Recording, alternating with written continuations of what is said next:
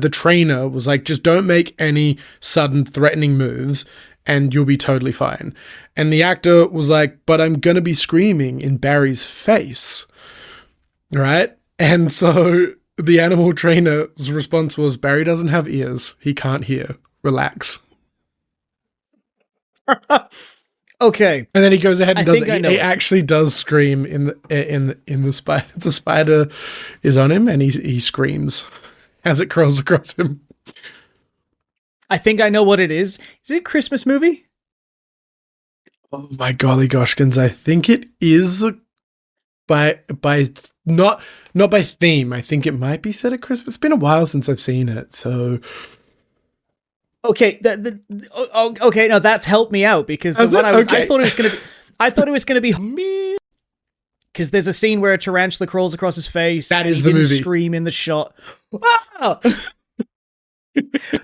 What do you mean you think it's a Christmas movie? It's been so long since I've seen it. A Christmas movie. Oh my god, that's so disappointing that you. I can't believe I'm gonna have to censor myself now. But I know it's crazy that I didn't realize that was a Christmas movie. It is not as crazy as the movie we're gonna come up with this week on Scripty Business. Are you ready? Oh my god, yes. We're back, baby! Yeah, hell yeah. Put it on a t-shirt. It's going to be the best show of your life. He said the thing! Je ne sais quoi. Spoiler apology. Can I add something stupid? We don't have time! Crisscross applesauce. Backpedal! Take me on a journey. Put it on a fucking t-shirt. Yes, Scripty Business, we're back again. Back in the saddle to make another movie for you before your very ears/eyes. I'm Welsh. We got Murray. in a hot seat. I'm already losing my train of thought for the intro, as is classic us. We're going to make a movie from 3 random words. We're going to come up with a log line, or at least Murray's going to come up with a log line. Thank you, Murray. For a movie in a minute from 3 random words, and then we're going to spin a Wheel of Doom to throw a clusterfuck of a grenade into the mix and scramble for half an hour to make some ideas for a film before in the final 10 minutes of the show, we will piece together what that movie is and hopefully remember to come up with a title before we get to that point. But we'll see what happens. We never remember. We just don't remember. Movies have titles. Sometimes, yeah. Murray.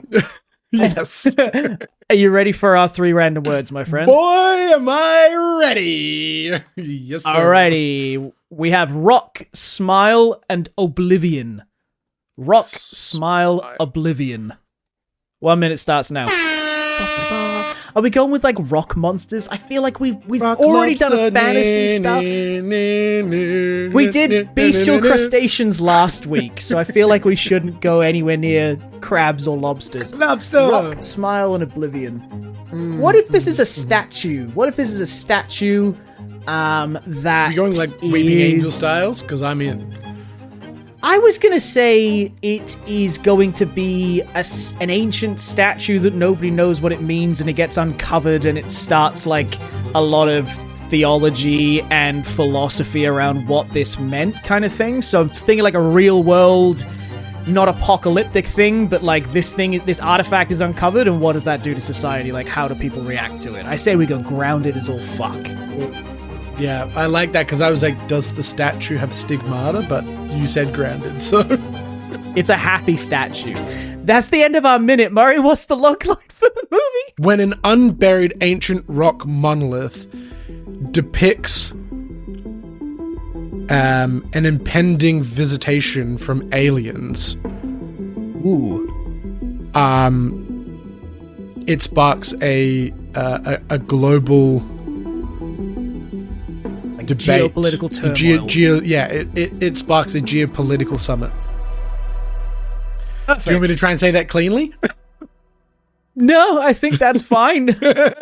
30 minutes. Oh, we're going to spin our random wheel. The prompt we have is Lost Civilization. 30 minutes on the clock now.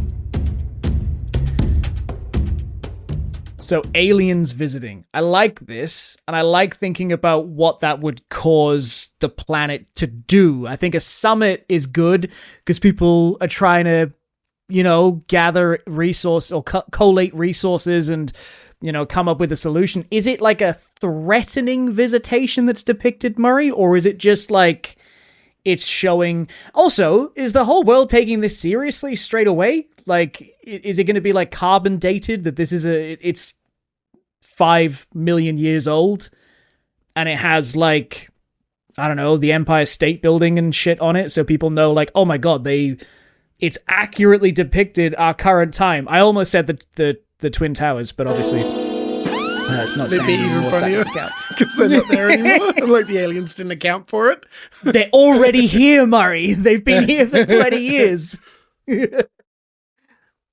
Yeah, is that where we're going with this? That there's like some sense of realism that people just run with the fact that this is real, this is accurate. Look, I did mention earlier that well, I didn't actually. I thought it earlier, but I didn't mention it. Was 2001: Space Odyssey, right? Which is exactly that. They literally discover a monolith. Like there's a monolith on Earth, and then they discover one on the moon.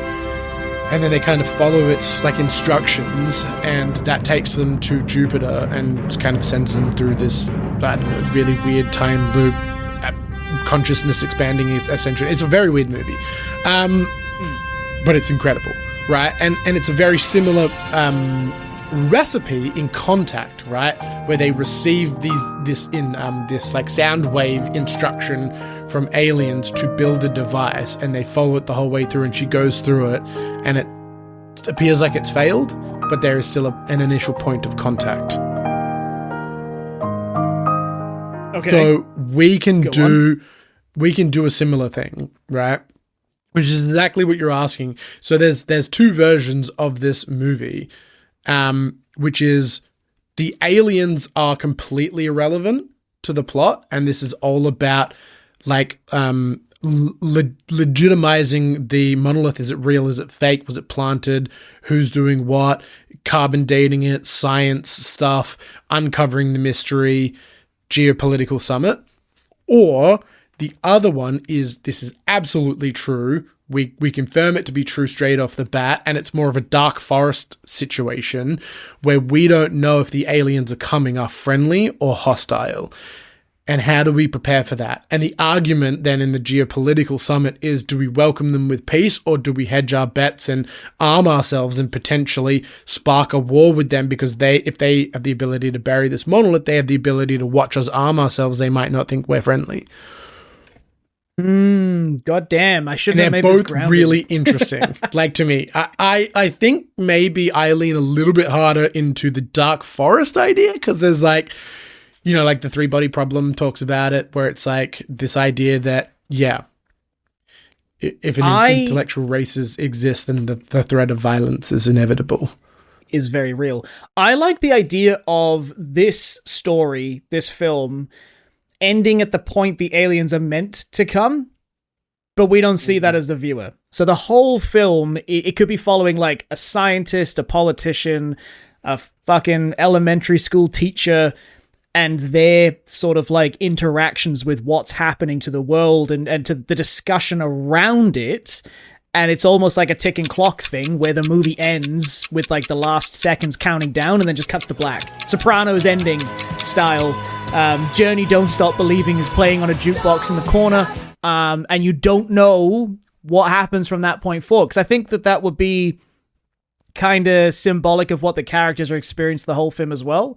So it leaves you at that point of being like, oh, what was any of that about? And then people also getting angry about wasting money on that movie ticket like I would, and then someone like you would go, that was incredible. Oh my God. Best movie of the year. Incredible because, right, that is the experience of the general public. Like, even if we're not following the general public will be notified of the outcome of the aliens' arrival potentially years later. Like, or like, you know, they may, or like the aliens will rock up and then, you know, all the conversations will be classified, like immediately or whatever. I've stumbled onto it then. That's why we have like a politician, a scientist, and a teacher, somebody that's experiencing questions from people that doesn't have all the answers. So you have that. And a linguist. Is that not, what's that movie? There's Arrival. A movie about yeah. Is that not too on the nose? Well, I mean, it's an integral part of how, like, if you're doing first contact, how do you communicate with these people? It would be insane. It would be such an oversight to be like, we're bringing in the military, but we're not bringing in any ability to talk to them. It'd be like, okay, we've made a very clear decision here. But what if we're not sort of following the build up to meeting these aliens? It's a politician, somebody like the president of the United States, for lack of a better character at this stage, that's led in on like the military discussions about what this could mean and what this could be. Then you've got somebody that was doing the carbon dating of it that cracks halfway through the movie that this is a real thing. This is like officially from 50,000 years ago, 5 million years ago. These carvings were made 5 million years ago. This rock was formed at the same time these carvings were made. Okay, so no product on Earth could cut this rock. So you've got like people that are confirming it's real, people that don't know anything about it, and people that are being led into the larger secret level of this. And then you as a viewer piece together what the fuck is even happening. But the central thesis of this film has to be the debate. What do we do, right? Because the logline is when an ancient like monolith is unburied, revealing an impending alien visitation, it triggers a global geopolitical summit, right? So the summit is kind of the crux of the film. And so you get these experts, which is the politician's story. It's the politician story, but it's not just one politician. Like you'd have the president, you'd have the prime minister of Australia, you'd have all these, you'd have every nation in the UN represented, right? It was essentially a UN meeting, and each one of these people would have their own motives and their own desires, and they would also have their own experts debating out this thing, being like, is it real, is it not real? Okay, we've assumed that it's real. What do we want to do? We want a military response. We want a peaceful response. And then I think we just follow one particular politician, as you said, and their cohort of experts. 100%. Yes. I feel like you're going to hate this. I'm pretty confident you're going to hate this, but I'm going to put it out there anyway. Let's go. Can we do this movie where these three characters are almost not linked? Like, there's no direct correlation. This is a person in a lab. This is a person in a school. This is the president. And then not until, like, at different points of the movies, like, the person that cracks what the fuck this monolith is sends a message or makes a phone call to somebody, and then that person is one of, like, the president's chief of scientific staff or something. So you've got that connection between them, and then maybe later in the movie, the president comes home, oh, I can't be the president. I'll say, and then the school teacher comes home, and they're married, and it's like, oh, how was work? I can't talk about it, it's classified. You know what I mean? But that doesn't work. Because then she'd live at the White House. They'd be the first lady. So there wouldn't be a teacher. But no, I think we can still save it. I want to move away from president because I think that the president of the United States barrels us down into a very specific, like, they've got a bad habit of being like very war centric. And so we're going to have a very like, what? What? Obama. Just saying. This is Obama 2.0. He's running for another term. If he might even come and be in the movie. He's not doing anything these days. Like, how fucking crazy would that be? Have a president focus. That would actually be incredible. I would love that. These are the people who should guest appear in the council. We should actually have the representatives in. That'd be incredible. I want to focus on a smaller nation. Obviously, I love Australia. Doesn't have to be Australia, but someone who has less political weight, because I think that ratchets up the tension a little bit more. If you're fighting with these global superpowers and you genuinely have the correct answer or the knowledge or whatever, or you're fighting for a particularly vulnerable position like one of peace, that gives us a nice central tension, because they don't just have the power to be like, take me seriously. Okay. Like New Zealand? That could be very fun. I love New Zealand. That could be very, very cool indeed. So I think we just looked at, I think we go ahead and look that in. We'll get Taika Waititi to direct. And you can still have that moment, right? So like Love Actually, I think he is the prime minister, but his sister is a teacher, so you can still get that dynamic. When the planes hit the twin towers, so that's how you make the connection. You make it a familial connection. They don't have to necessarily be related, or they could be exes, or they could be best friends from childhood, or whatever. Like, look at you referencing a Christmas romantic comedy to help get me on board with a with an idea of yours. Well played, sir. Merry well played. late Christmas, Welsh. Merry late miss. Yeah, Jesus. Yeah, that works. That totally works. I love it. And I like these, like, this kind of like vignette approach to the story as well. That like you're seeing these not connected, because they are, but you know.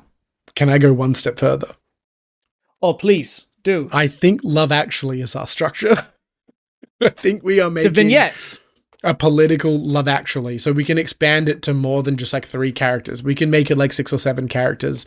And the general thesis of Love Actually is what is love. So the general thesis of this could be something political, like what is the nature of politics, or like how do we unite as a species, or something, right? That connects all of these people together. That's how we pull these vignettes together, so they don't need to be fully fleshed stories. They're just like slices of their life with this like impending, almost like Crash, but without it being so interconnected. Have you seen Crash? In the two, like when it came out in the 2000s, okay. I watched. So the general structure of Crash is like it follows one character until another character comes into the scene, and then it follows that character as another character comes into the scene and follows. So I don't think we're that connected, but they're like little drama vignettes, and I think that's what this is about. Yeah. The little drama vignettes that circle around this central problem, which is the summit, and we could potentially even end at the summit. Well, we don't even get to the aliens.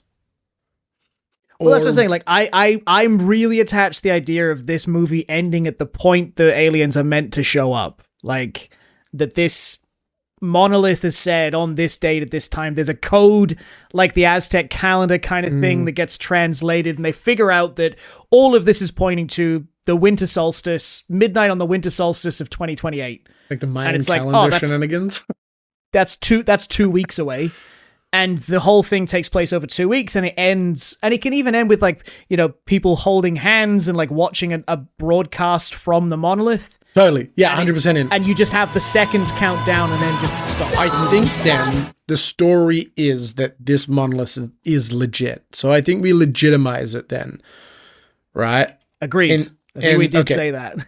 Yes, but I think we go one step further and we legitimize it with genuine, irrefutable evidence. So maybe, like you said, there's a code or DNA sequence or something in there that is then translated to a form of radio contact or coordinates or something, and we actually get in contact with them, where we get like voices back or something back that is like, because then it's irrefutable. Otherwise it's not irrefutable. It's like, this could just be another Maya calendar.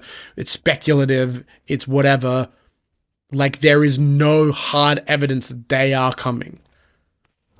I like that, though. And I like that the characters in the movie can be on both sides of the fence. You can have people that believe, people that don't. Okay, so then this is not about the aliens at all. Then I think we're going to go with the other movie, right? Which is the is it real? Is it not real? It's speculative. We don't know, kind of version. But otherwise, you need to legitimize them. But it's like Y2K. Like, a lot of people didn't think that was going to be a thing. A lot of people did, and yet when it came down to that countdown for New Year's 2000. Everybody was like, is this about to happen? Like, are we about to enter a new dark age? Is all the computers going to fuck up? Is every bit of electricity going to go down and telecoms and everything just turn off? What's the central story then? I'm a bit lost. The central story is about, like you said, it's the community. It's that coming together in a time of potential crisis. And it's the geopolitical storm, for lack of a better term, that's going to happen, where America wants to arm fucking nukes pointed at the monolith. There's no point because the aliens aren't coming. No one knows for sure. Yeah, exactly. So there's no proof. No one knows for sure, and I think that should be the conversation. I think as soon as we go, yeah, aliens are coming, and fucking Kang and Kodos just spoke to us from 10 light years away, and they'll be here in a minute. We don't know what they're saying. We don't know what they're doing.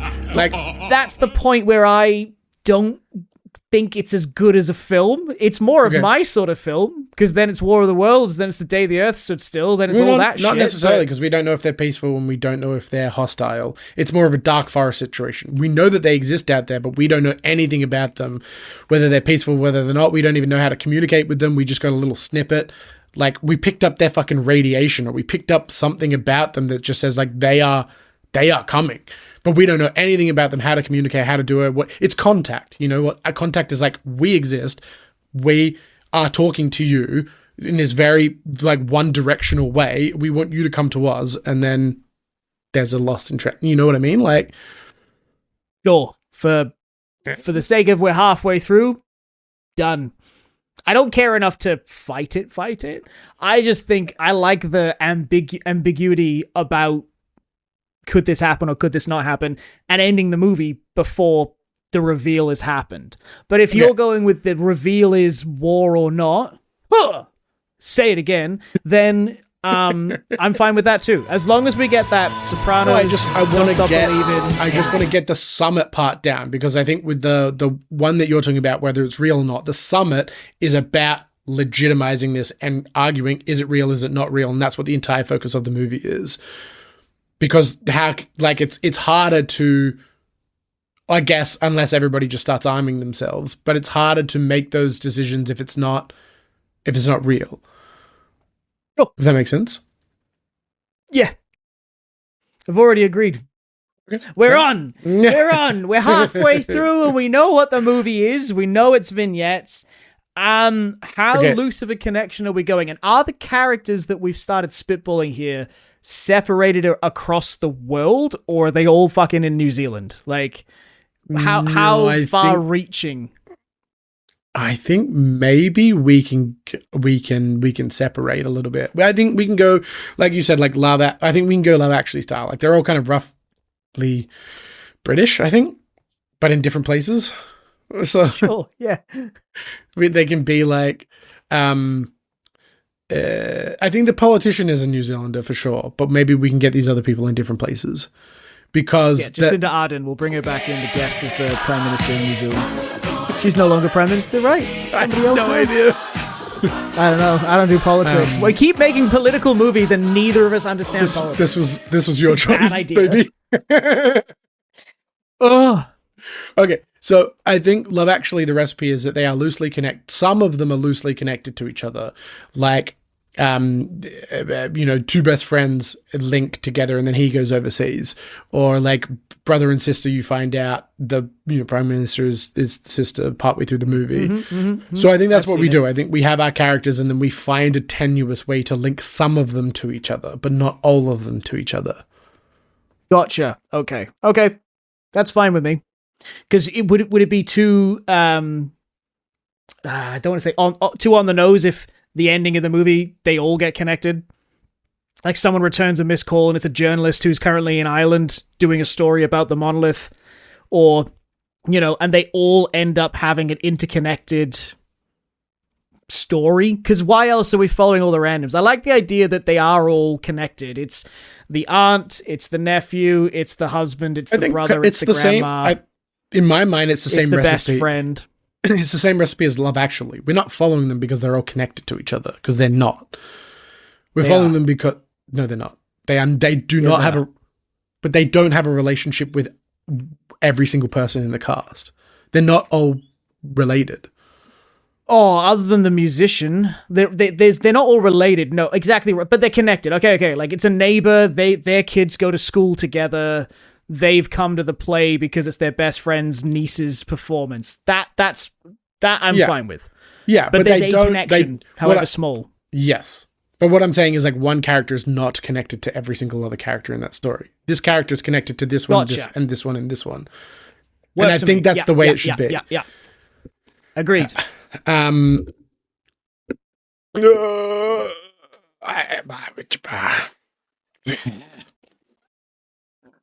Who are our characters? Prime Minister of... No. What's the name of this movie? We've got time, so let's spend it wisely. What's the name of the movie before we go too far off this? Already an Australian movie, but Monolith is an option. That is an option. What about, like, Day of Independence? Welcome to Earth. Armageddon? Worlds the of War. Download. Plastic asses back home. Nah, it's gotta be something to do with, like, planets. It's got to be It's got to allude to like global, and it's got to allude to 2025 an Earth Odyssey. Earth Odyssey, an Earth short story. Fuck! Why are we so bad at titles without a time crunch? What's the global warming summit called? Don't know, and I know what you're talking about too. What about if we just call it Earth? Actually, I love that. Love Earth. Or it could just be actually Earth. I don't mind all of Earth. All of Earth could work. Yeah. All of Earth.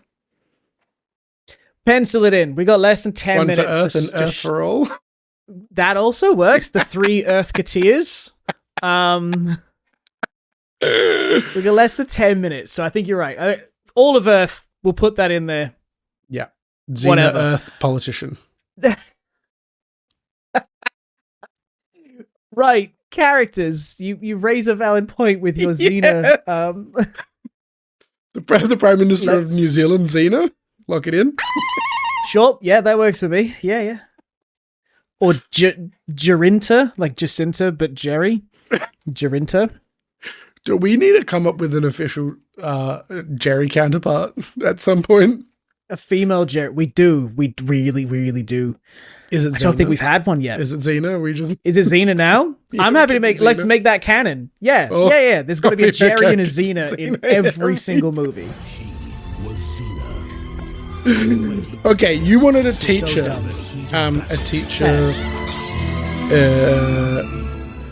Did you say Beth? Because I'm writing it down. I didn't, but I Okay, can great. say it now if you like. Beth Yeah. is the teacher. Fantastic. I like the idea of like school kids asking someone questions about this and seeing like through their thought process of what's happening, and somebody struggling to answer those questions in the same line that someone higher up in like a politician or a prime minister is struggling to answer the questions of their people, just to have that kind of mirror, Yeah. you know? Yeah. I think that's kind of neat. So Beth, the teacher. I think we need some kind of scientist. I'm going to say geologist because I don't know anything about anything. I know they study geologist. rocks because rock is the word. Yep. So let's lock Rock rock is in. the word. Also smile as well. Oh, true. That's why I wanted to do Rock Jesus, because it was going to be a smiling Jesus, but we're in a different movie. Rock, Smile, and Oblivion. So I think the fact that this is a forgotten monolith that's been unburied, I think that counts for Oblivion. I think we're good. Also think we're Oblivion, good. because we don't know if the aliens are hostile or friendly. Absolutely. That works for me too. Smile.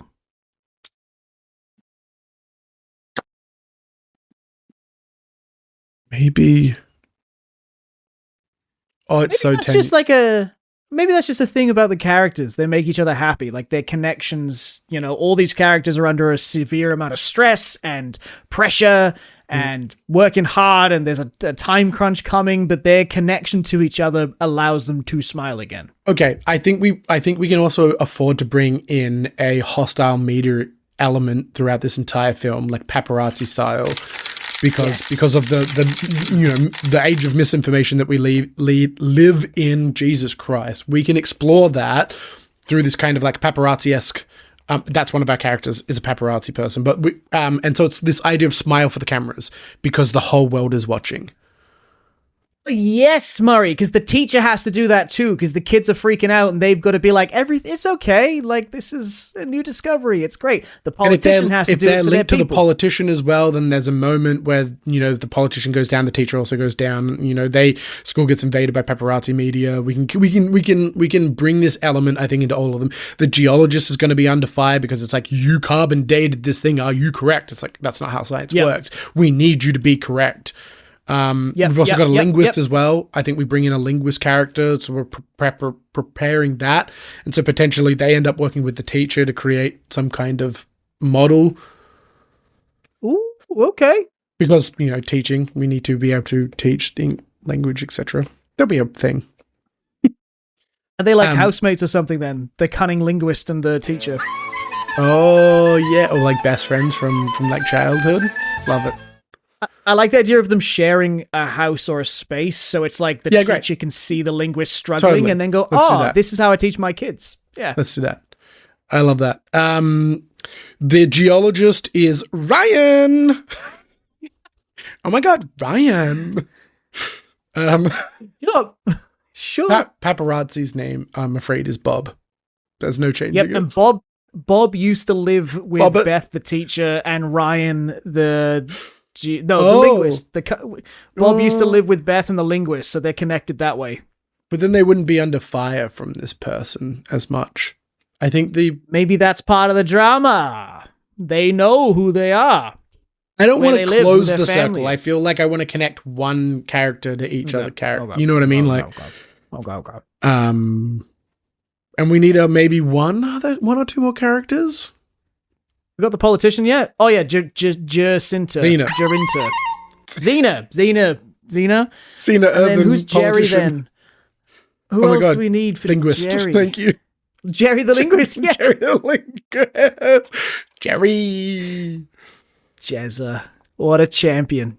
Incredible. Okay. Now we need a story.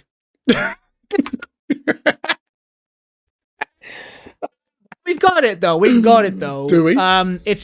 We do. It's going to be the geologist. It's going to open with the geologist going to inspect a dig site where they think they've uncovered something to see what it is. Yeah, cool. They're digging out part of the monolith, and then it's going to cut to another character. Can we go the top half? Full 2001 on this and have some kind of resonance with the monolith? Because there's an amazing scene on the moon where it's just like this huge tonal choral poem as they walk towards it, and it has this kind of weird psychic effect on them. People just get super strange around it. I've got something for you. That's going to appease a lot of your thoughts. Incredible. As they're digging it out, they're doing tests on it because maybe the geologist's calling because it's not a known mineral and they're trying to figure out what it is. And then as they're doing tests on it, it has a bit of a pulse, and that's going to trigger this response from the stars that you watch. Can I please add something super dumb into this movie?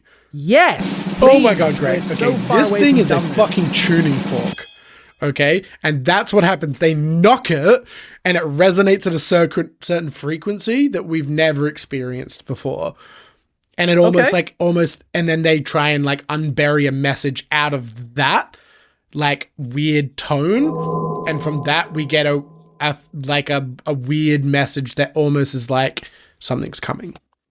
I really like the thought of that resonance and that effect having a ripple effect across the world, though. So everybody has interference on loud. Radio, TV. Not that it's loud. No. Not that it's loud. Yeah. It just it has a presence on every sort of spectrum, so that whether you're driving in the car, the internet drops for 2 minutes. Yeah, just for a minute, and there's a rhythm or a tone. There's a tone or a rhythm that plays, so everybody is aware that something's happening, which makes it harder then to deny that something is happening. And then you've got the public involved. Yes, 1 minute. Yes, I love this.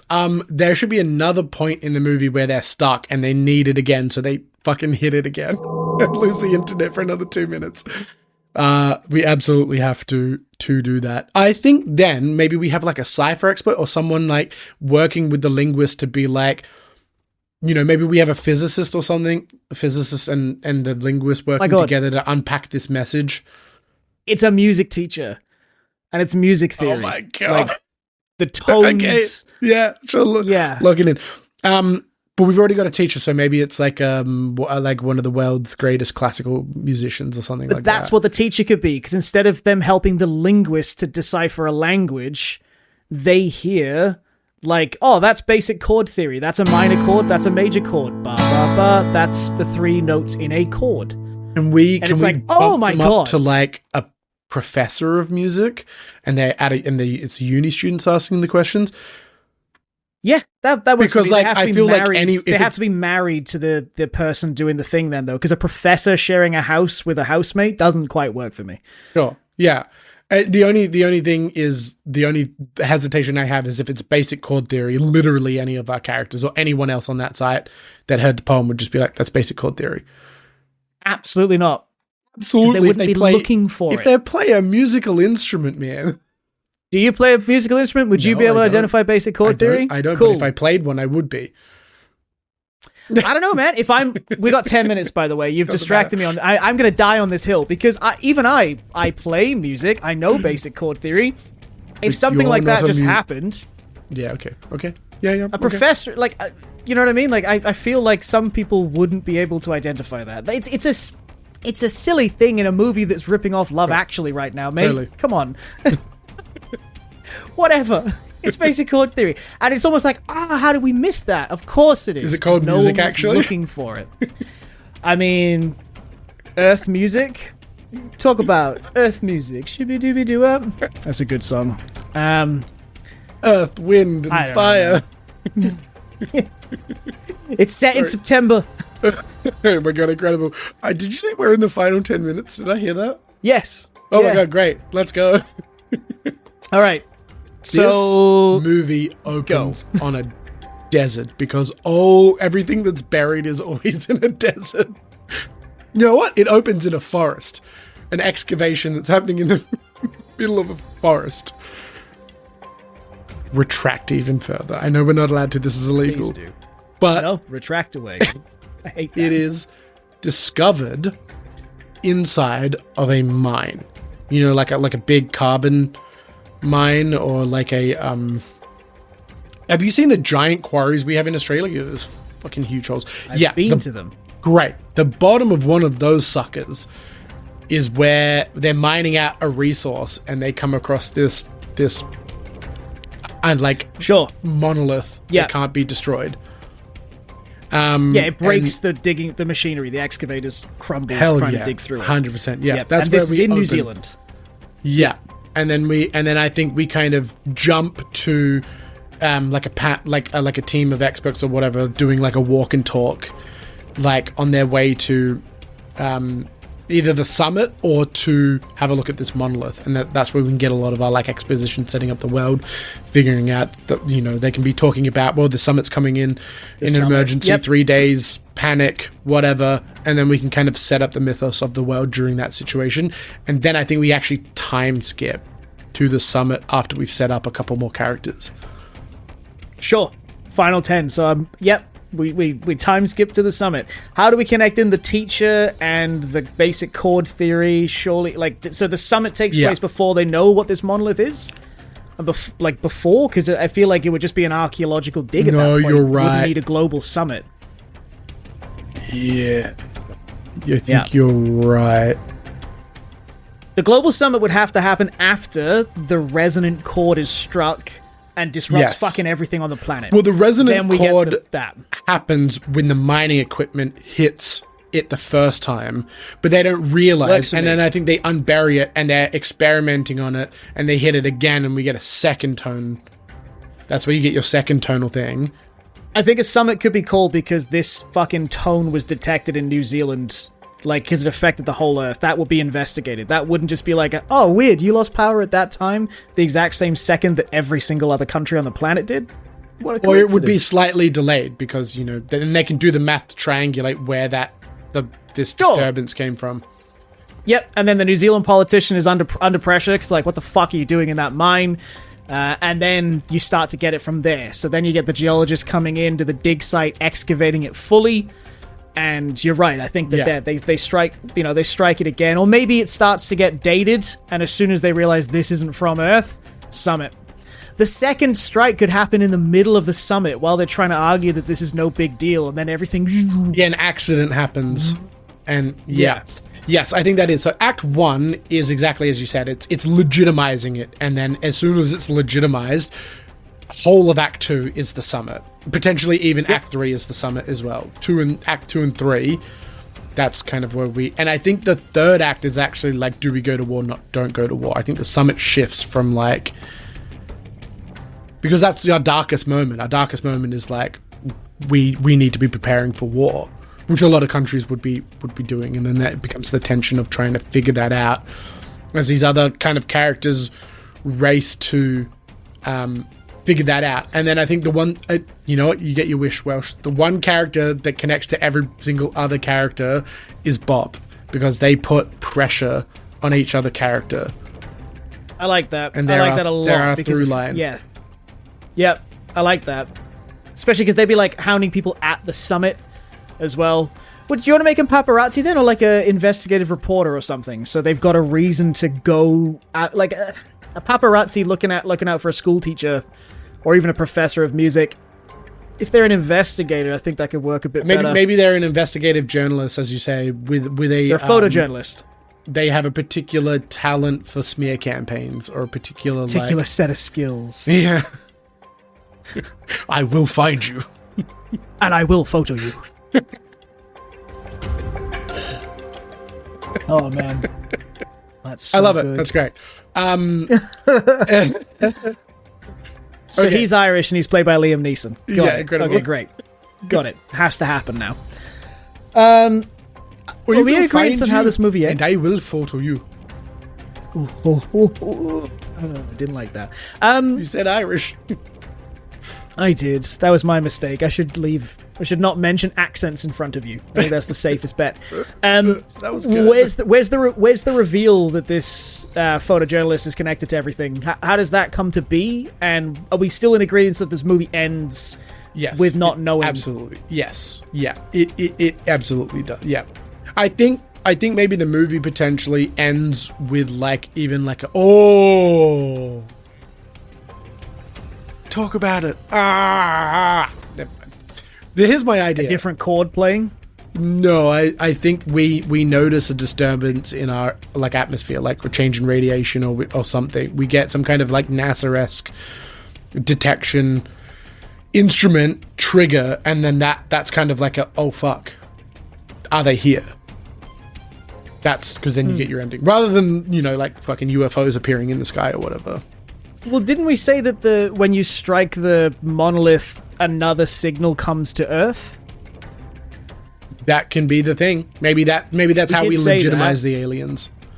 Yeah. So it's like something has received that signal and is sending one back. That's the point that everybody starts to scramble to go, fuck, something is out there. This is the first thing we've had. It's like it's a major chord that is struck on this monolith, and a minor chord comes back. Incredible. And they're like, oh my god, that's the sad chord. That's the sad chord, everybody. That's a sad sound. Not good. They're trying to get meaning out of it. They're trying to cipher the song that's being played. So I think maybe you get your first strike by the mining equipment, you get your second strike by your people, but then during the summit we get a third strike and no one touched the monolith on Earth. And that's how we legitimize that it's them coming back in. That's the minor chord playing. That's the minor chord coming through. Yep. Because they would be immediately back on the phone being like, did anyone strike the monolith? It's like, no one has touched the monolith. It's on lockdown. And then that's what kicks off the rest of the movie at our midway point. So Act 3 then would be a sheer scramble, like every one of our episodes is, where all the characters involved now are like, fuck, this thing is real. Station. I don't know what it means. The summit, the teacher struggling to answer questions. The summit's kicking off. The New Zealand Prime Minister is under real fire now. Because nobody got other countries wanting to invade New Zealand to be like, we have to destroy this thing, we have to remove it, we need better examination. Or it's like every country is allowed into New Zealand to observe this thing, and then while also having the summit at the same time. So maybe we have another character. Oh no, we can't have another fucking 1 minute. I hate this so much. I've got a terrible title for you. Would you like it? All of Earth? Is it better than All of Earth? No. Because we did. Go on then, what have you got? Because that's what we said. The Song of the Stars. Because I wanted one fucking worse. Hate hell yeah. Absolutely not. Let us know in the comments if you think that this should be called the Song of the Stars. Oh god, Christ, no, please don't. Tone. All of Earth just is fine. Are we revealing that all the characters are connected? Is it just random phone calls? Is it at the end that's revealed, or is it throughout the movie? No, it's throughout the movie. It's literally exactly the same as Love Actually, where we just, like a phone call, they run into each other or they connect or whatever. It's literally that. love actually tends to happen right at the back end of the movie, but I would rather this be more natural throughout the course of the film. Last 10 seconds. Any final thoughts? I regret not adding an extra character. Wait, we got Jerry and Xena in there, all right? That's true, I think we did pretty fucking good. I wanted another New Zealand politician. Why another New Zealand politician? Because I think totally we could have. They would exist. I think we would have an ambassador taking care of the whole UN summit story, while the Prime Minister is dealing with the whole geopolitical. Everybody wants to invade New Zealand. That was the only reason. Sure, that's canon. I have no issue with that. That's fine. Lock her in. They need a name. Mary Beth. Mary no, Beth. we've got a Beth. We've got a Beth. It has to be Mary. Mary. Too many Beths. That's going to be another movie coming out from us. Too many Beths. Is that the title of this? Too many Beths. Is that the title of this one? The chord gets struck and then everyone on the planet's like, oh my god, my name is Beth. And the Bethening? Boom, cut to is the title. It called the Bethening? The Bethening. Bethening. Jesus Christ. Oh. Well, that was fun. I liked it. Again, I liked it. We come up with good stuff on the show. I will say that it got more sci-fi than I wanted it to start with. I'm fine with where we went. But I was like, let's make it grounded. I don't want to know if there are aliens or not. Because as soon as we were like, oh, there's an alien presence, there's like, it's a sci-fi movie now. Now it's sci-fi as much as it's an element of sci-fi for it, for sure. But the only reason I wanted to do that is because I wanted to know what the summit was focusing on. Because if we couldn't legitimize the thing, I feel like the arguments at the summit would be very much like, is it real? Is it not real? Like, is this just another Mayan calendar Y2K? Or is this like COVID, where it's an actual like world-changing event that we need to deal with? That's the only reason I wanted to go down that pathway, because they felt like different movies. Yeah, true. And I guess the fact that hitting the monolith causes all power on the planet to drop out could have been enough for a summit. Now, in hindsight, terrifying. Yeah, that could have been enough. A lot of people die. A lot of people died during that 2 minutes. Fucking planes went down into towers, Murray. Oh my god. It's set in the 2000s. We need to stop doing this. It's so 100%. Bad taste. We just Is that the thing? Is every movie 9/11? 9/11, Jerry, Xena Warrior Princess. We're just racking up the list of things that have to go in an episode and make things hard. Do we bring back in last week's as well? And every crab on the planet dies when this thing is wrong? Yeah, for this season, every episode carries into the next one in some way. I can't wait. I can't wait for the tone, for a power outing tone to make it into the next movie. Yeah. So we'll that see was what happens. That was Scripty Business, ladies and gentlemen. Thank you so much for coming on the ride with us. You can find us on Coffee. We have a brand new shiny coffee. If you want to help us out, help us get better cameras, create more work, better potentially microphones and new products. New shows. Help us grow into the thing that we so desperately want to become. You're better at this than I am. You just picked up the torch and ran with it, and I was happy with that. The torch was on the ground. The torch was on the ground burning the grass. We do actually have other show ideas in the can ready to go. It's just a matter of getting them out there. So I love the thought, Murray, that we're doing these, and then when this comes out, we might have another product out by that point, which is an exciting thought. Oh my god, yes. Yeah, isn't that an exciting thought? That's such an Find us on exciting socials, at Scripty Business, at Y. Harry Murray, at S.A. Welshie. It's still Y. Harry Murray. No, it's fucking knew it as soon as I said it. Pick a name, bro. Pick a name. I changed that over a year ago. Yeah, that's how long we've been doing this, though. A while. And hit us up on YouTube. Drop us a like, drop us a share, drop us a comment, drop us some stuff. We love to see it. All of it. Except for any abuse. Although, kind of, that might be fun. See how you feel. Maybe I am better at this than you. This episode was edited by Luke Wilkinson Turner. The intro music was provided by Facilian Studios. The artwork was made by Justin MacArthur. This has been a Scripty Business production. talk shit, think quick. And remember, we love you.